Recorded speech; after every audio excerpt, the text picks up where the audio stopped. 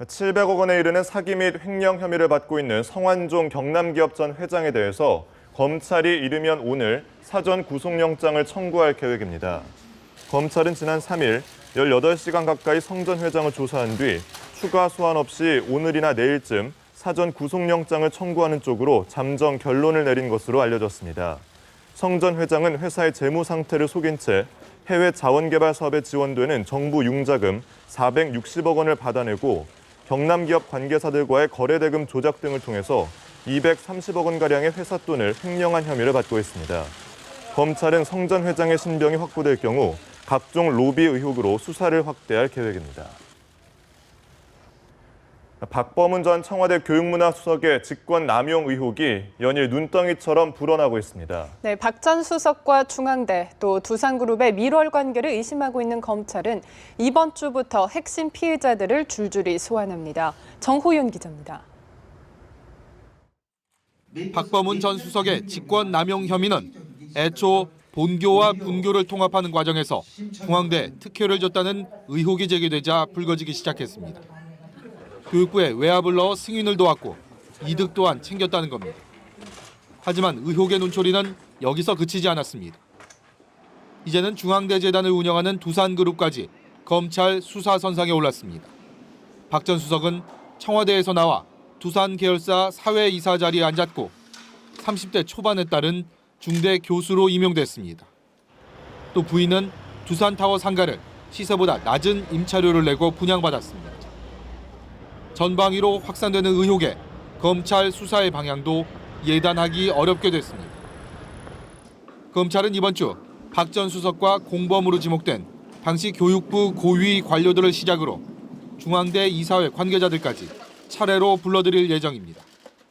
이들에 대한 소환 조사를 통해 혐의가 어느 정도 입증되고 나면 다음 수순은 박 전 수석과 두산 측 관계자들이 될 것으로 보입니다. 검찰 관계자는 박 전 수석의 소환은 마지막에 이루어질 것이라며 두세 번 부르는 것보다 시간이 걸리더라도 한 번에 확실히 조사할 예정이라고 말했습니다. 개인 비리에서 시작된 수사가 대기업까지 확대될 모양새를 보이면서 여파가 어디까지 미치게 될지 관심이 집중되고 있습니다. 연합뉴스TV 정호윤입니다. 국회 공무원연금개혁 특별위원회는 오늘 오후 전체 회의를 열어 오는 7일에 만료되는 특위의 활동기한을 다음 달 2일로 25일간 연장합니다. 또 지난달 28일에 해산한 공무원연금 개혁을 위한 국민 대타협기구의 활동 경과를 보고받고 대타협기구에서 제시된 개혁안을 토대로 향후 진행될 특위의 의사 일정도 결정하게 됩니다. 여야는 4월 임시국회 마지막 본회의 처리를 목표로 하고 그 시한까지 합의안을 도출해야 합니다.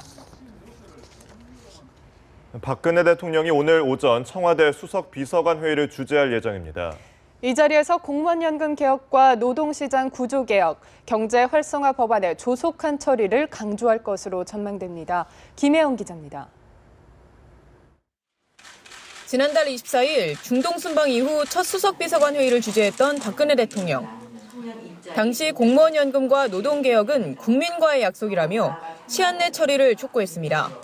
이것은 국민과의 약속이면서 또 우리 미래 세대의 앞날이 달려있는 문제이기도 합니다. 박 대통령은 오늘 수석비서관 회의에서도 국정 현안 1순위인 공무원연금 개혁의 조속한 처리를 촉구할 것으로 전망됩니다. 지난 국무회의처럼 공무원 연금 개혁의 적시성을 강조할 가능성이 높아 보입니다. 올해만 해도 하루가 늦어질수록 매일 80억 원씩, 그러니까 오늘도 80억 원의 보존액이 들어가고 있는 연금입니다. 노동시장 구조 개편을 위한 노사정 협의도 회의 테이블에 오를 전망입니다. 박 대통령은 한국노총의 불참 선언으로 숨고르기에 들어간 노사정 협상을 언급하고 책임 있는 결단을 거듭 당부할 것으로 보입니다. 하루 앞으로 다가온 임시국회에서는 아직 국회에 계류 중인 9개의 경제활성화 법안 처리도 촉구할 것으로 보입니다. 특히 서비스산업발전기본법과 이른바 크라우드 펀딩법 등 창조경제와 맞물리는 핵심 법안들의 조속한 처리를 요청할 것으로 전망됩니다. 연합뉴스TV 김혜영입니다. 새정치민주연합 문재인 대표가 동교동계 핵심인 박지원 의원을 따로 만나서 4.29 재보선 지원을 요청했습니다. 박 의원은 선당 후사의 자세로 임하겠다고 강조해서 곧 지원에 나설 거라는 관측이 나오고 있습니다. 김종성 기자입니다. 문재인 새정치연합 대표와 박지원 의원의 만찬 회동은 전격적으로 이뤄졌습니다. 두 사람은 여의도의 한 식당에서 1시간 40분간 배석자 없이 단 둘이 만났습니다. 이 자리에서 문 대표는 4.29 재보선 승리를 위해 힘을 보태줄 것을 간곡히 부탁했고 박 의원도 긍정적인 답변을 건넨 것으로 전해졌습니다. 회동 후 박 의원은 자신의 SNS에 문 대표가 여러 문제를 허심탄회하게 설명하고 협조를 요청했다며 저도 호남 민심의 심각성을 전달했다고 말했습니다. 그러면서 권노갑 고문 등과 협의해 선당 후사의 자세로 입장을 정리해 연락하겠다고 전했다고 덧붙였습니다. 문재인 대표도 김영록 수석 대변인을 통해 그간 불거진 오해를 다 풀었다고 밝히며 박 의원이 동교동계 인사들과 잘 의논해 돕겠다고 답했다고 설명했습니다. 이에 따라 박 의원이 동교동계 내부의 교통정리 작업을 거쳐 조만간 재보선 지원에 나설 것이라는 관측이 나옵니다. 앞서 문 대표는 동교동계 좌장격인 권노갑 상임 고문을 만나 4.29 재보선 지원을 공식 요청할 계획이었지만 회동 40분 전 돌연 취소되면서 뒷말이 무성했습니다. 문 대표는 박 의원과 회동 직후 기자들과 만나 권 고문과의 만남 약속도 곧 다시 잡을 것이라며 다 함께 하게 될 것으로 본다고 말했습니다. 연합뉴스TV 김종성입니다. 어제 부활절을 맞아 여야 대표는 일제히 종교계 표심 공략에 나섰습니다. 김무성 대표는 종교를 넘나드는 광폭 행보를 보였고 성당을 찾은 문재인 대표는 정동영 전 상임고문과 어색하게 조우했습니다. 박진영 기자입니다. 김무성 새누리당 대표는 종교계 표심을 다지는데 하루를 다 할애했습니다. 천도교 포덕 156주년 기념행사를 찾은 김 대표는 사람을 하늘처럼 섬기는 천도교의 인내천, 사인 여천 사상을 정치권이 배워야 한다고 강조했습니다.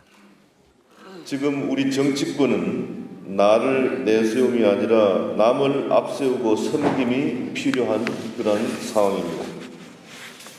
국민 모두가 혁신과 합의의 정신을 바탕으로 대한민국의 후천을 열어나가야 하겠습니다. 김 대표는 오후에 서울 여의도 순복음교회로 자리를 옮겨 부활절 기념 예배에 참석했습니다. 가톨릭 신자인 새정치연합 문재인 대표는 성당으로 향했습니다. 서울 관악을 정태호 후보와 함께 신자들을 만나고 직접 산 달걀을 나눠주며 지지를 호소했습니다. 새정치연합을 탈당해 서울 관악을에 출사표를 던진 국민모임 정동영 후보도 같은 성당을 찾았습니다. 각각 인사를 건네다 마주친 두 사람은 어색한 악수만 주고받았습니다. 애써 미소를 지어 보였지만 인사 한마디 없이 빠르게 스쳐 지나가는 모습에서 두 사람의 불편한 관계가 고스란히 묻어났습니다. 연합뉴스TV 박진영입니다. 일본이 한국 고유의 영토인 독도에 대한 부당한 영유권 주장을 담은 교과서 검정 결과와 외교 청서를 연이어 발표할 계획이어서 냉랭한 한일 관계를 더 악화시킬 것으로 전망됩니다. 일본 정부는 오늘 중학교 교과서에 대한 검정 결과를 발표할 예정으로 역사 교과서 다수에 독도 관련 기술이 들어가고 한국이 불법 점거 중이라는 표현을 담고 있는 것으로 전해지고 있습니다. 또 내일은 일본 정부의 외교 백석격인 외교 청서가 발표될 것으로 알려졌으며 이 청서에는 역사적 사실에 비춰봐도 국제법상으로 명백한 일본 고유의 영토라는 내용이 담길 것이 확실시되고 있습니다. 우리나라와 일본이 양국 간 안보 문제를 논의하기 위한 안보정책협의회를 다음 달 말에 개최하기로 합의했다고 일본 교도통신이 어제 보도했습니다. 교도통신은 한일 외교소식통을 인용해서 이번 합의로 양국은 2009년 12월 이후 5년 4개월여 만에 안보정책협의회를 열게 됐다고 설명했습니다. 한 소식통은 역사 문제와 영토 분쟁으로 한일 관계가 냉각됐지만 북핵 문제 등 다른 사안을 다루기 전에 일단 안보 협의회를 열고 신뢰를 쌓을 필요가 있다고 양측 모두 판단했다고 말했습니다.